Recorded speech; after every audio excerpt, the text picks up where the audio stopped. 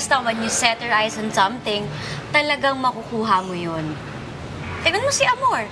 Hinahabol-habol na siya ngayon as Amor Powers. It's all about hard work. You reap what you sow. The law of karma. Oo. Kaya kapag may ginawa kang masama, sasadsad ka sa lupa. Tapos yung mga taong nagtiwala sa'yo, iwan ka na lang nila. Sadly, there's this thing called sabotage. Yung mga hindi makatanggap na nakakalamang ang iba, they bring them down. Pathetic. Effective, true, but still, pathetic. Siguro kaya nila ginagawa yun para hindi mawala sa kanila kung ano yung meron sila. Pero kadalasan kasi yung universe na yung nagde-decide kung anong ititira nito sa'yo eh. Hindi mo alam kung bakit.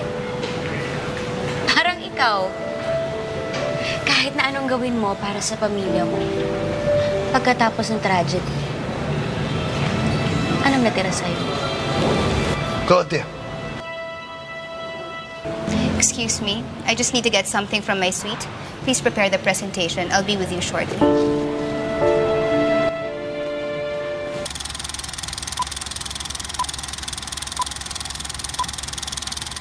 Basta, when you set your eyes on something, talagang makukuha mo yun. Tingnan mo si Amor. Hinahabol-habol na siya ngayon as Amor Powers. It's a matter of hard work. You reap what you sow, the law of karma. Oo. Kaya kapag may ginawa kang masama, sasadsad ka sa lupa. Tapos yung mga taong may tiwala sa'yo, iiwan ka na lang nila.